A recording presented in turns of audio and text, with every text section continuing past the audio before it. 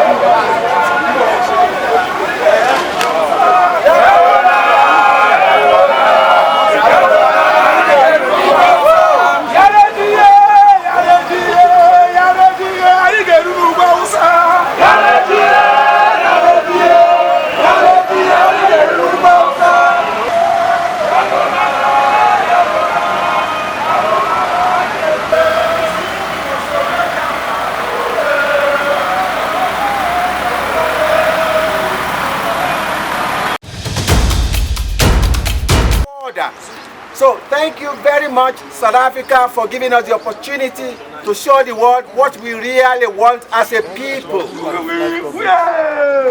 So we thank you very much. We thank our president here, Ramaphosa. I hope you will communicate our message back to Nigeria to tell our president there what we really want. Because we will not relent in this struggle. Yes! And we shall win in this struggle. Yes! We shall overcome in this struggle. Yes! Oduduwa. IPOB,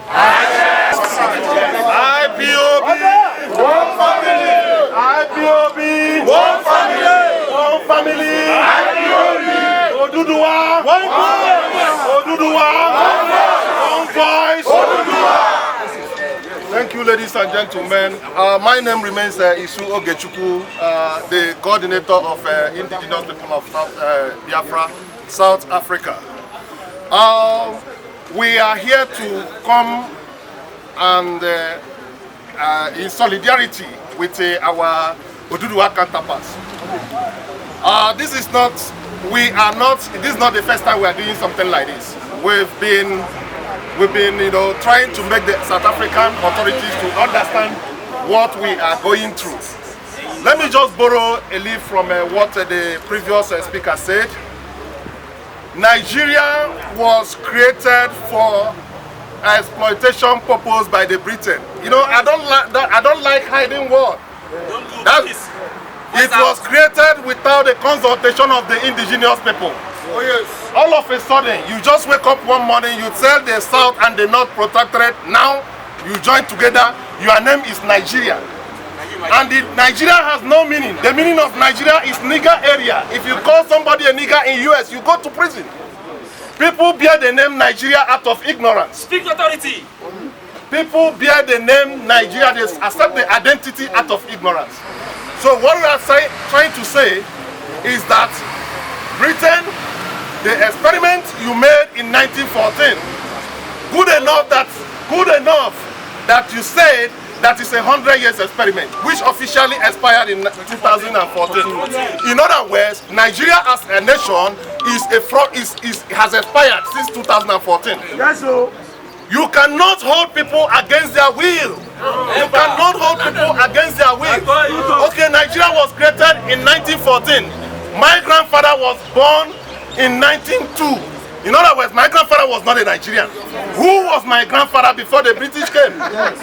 Does it mean that my grandfather did not have an identity? It's very ridiculous.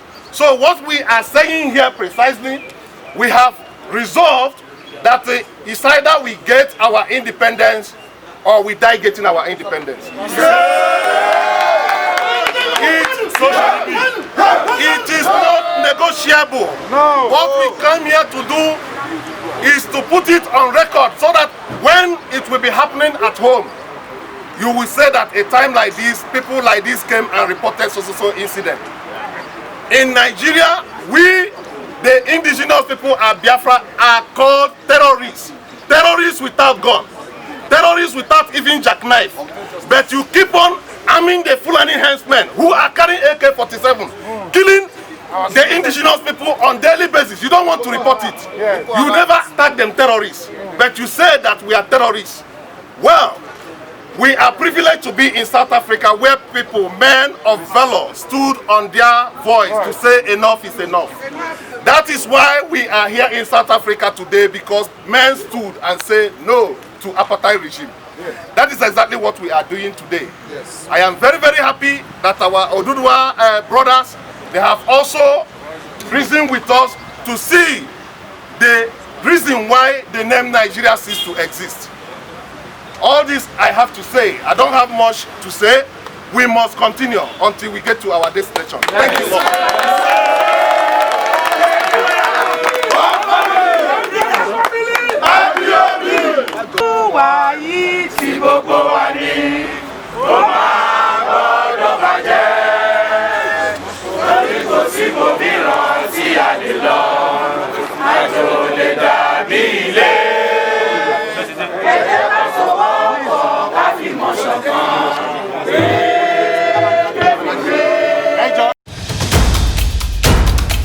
Citizen of Oduduwa Republic, citizen of Biafra Republic, British High Commissioner in South Africa, we are here to present this memorandum to you for demand for independent state of Oduduwa. We wish to formally present to you our overarching quest for an exit from Nigeria and the basis for our agitation for Oduduwa nation. As you are aware, President Goodluck Jonathan, on the 17th of March 2014 in Abuja, in Nigeria, inaugurated a national conference with the hope of bringing solution to some of the problems that emerged as a result of the 1914 amalgamation by the British. However, because of the neglect and inaction regarding the submission of the national conference, the problem of the national security, human rights, administrative equity, and justice remain unresolved, and to continue to persist in violation of international law instruments. Based on the above, the Yoruba 1voice, a coalition of Yoruba organizations in all the 7 continents of the world, comprising of Yoruba from all walks of life, demand an exit from Nigeria. Yes. The reason for this are the following. Amalgamation Treaty. Moving forward from Amalgamation Treaty, which was hastily put together to serve the need of the colonialists as opposed to the needs and aspirations of the local people of Western Africa, which formerly became recognized as Nigeria and until 1999 Constitution of Nigeria, a byproduct of the said treaty. The abuse of power, imbalance in employment, political inequality, disregard for social institutions, structures, desecration of civil service, and much more has continued unabated. The other reason is imbalance in administrative structure and unemployment. The burden imposed by the unjustified and ignoble quota system policy, which has become the hallmark of abuse and domination, runs contrary to the spirit of equality, justice, and inhibit individual and collective intellectual capability and pursuit, thereby constraining an individual from attaining his God-given talent and potential. The guiding principle and philosophy of Yoruba nation is founded upon the tenets of learning and intellectual development, which continually suffer constraint because of the said quota system. Economic growth is stunted in Yoruba land because of policies that are incongruent and does not take to account of unique capabilities of Yoruba competencies, as was manifested in economic and social management of all Western regional government. The economic power and control over indigenous resources have been centralized, have in effect destroyed the good sources of revenue for trade and tourism, which has continued to cause high unemployment rate and redundancy in Yoruba state. The other reason is continuous violation of human rights in Nigeria. We, the Yoruba people, continue to experience gross violation of human rights in contravention of both 1999 Constitution amended and international human rights legal provision, of which Nigeria is a signatory. The continuous criminal incursion and encroachment of our farmland and villages by terrorist cattle headers have remained unabated, and no prosecution of these unscrupulous and criminal elements. Other one is terrorism.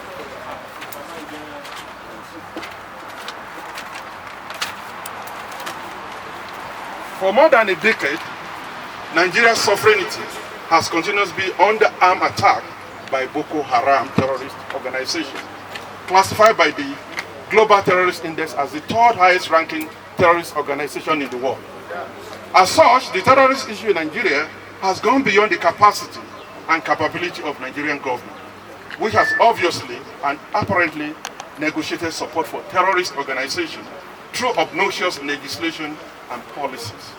The consequence of such policies remain the stronger regrouping of the terrorist organization in search of monetary compensation and rehabilitation from the government. This situation is further exacerbated by prevalent cultural practices of male child neglect, characteristics of certain sections of the country, which further put pressure on social relationship in Yoruba, as witnessed by large swath of beggars on our street in urban areas in Yoruba streets. Yoruba people demands. These are our demands. The 1999 Constitution, like many before it, has undergone many amendments over the years, with the hope that no state will be in position to dominate or control the central government or vice versa. Unfortunately, this amendment has fallen short of the target and failed to address the highlighted problem faced by Yoruba state due to many factors. In particular, the composition of Nigerian National Assembly that is skewed towards a particular group in northern Nigeria, northern part of Nigeria, resulting in decision by majority that is unrepresentative of the wishes, values, goals of the diverse population and nation in Nigeria. Our language, culture, and history are no longer being taught to our children, while our resources are siphoned to promote the whims of domineering hegemony. We, the Yoruba people, having seen and experienced good administration and governance, comparative economy, in comparative economies and nations, which bring the same to bear. We wish to bring the same to bear to the Yoruba nation for progress and development of generation to come. Following this, therefore, we demand the following.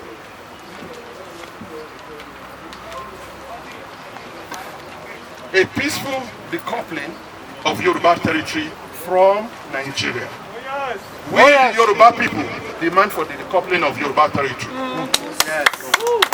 We are calling for referendum regarding our stated objective.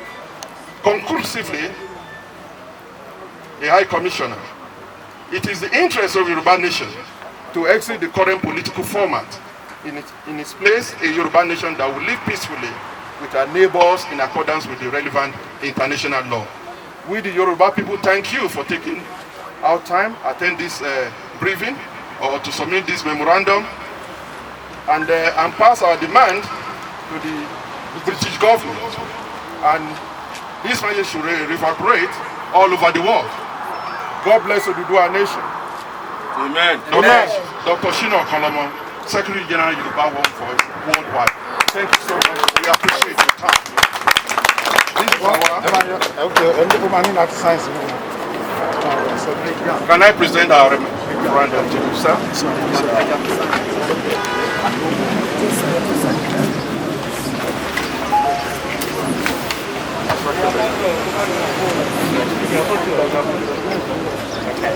Thank you very much.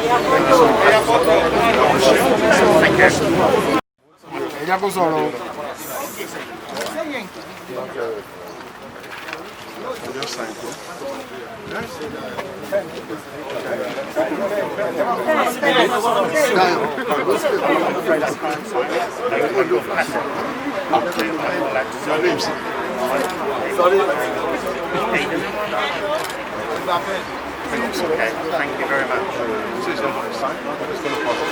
We really appreciate your time, sir. Okay. Thank you so much.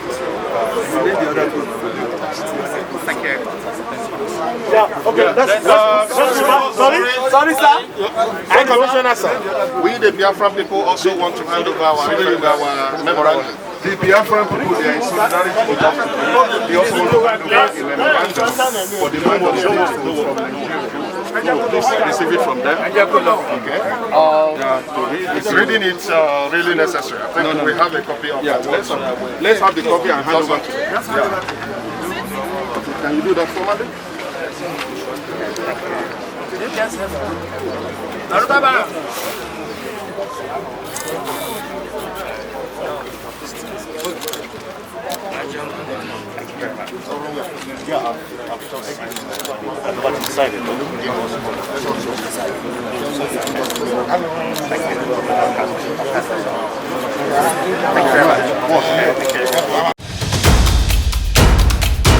After they submitted their memorandum to the British representative, they then proceeded to the High Commission of Nigeria.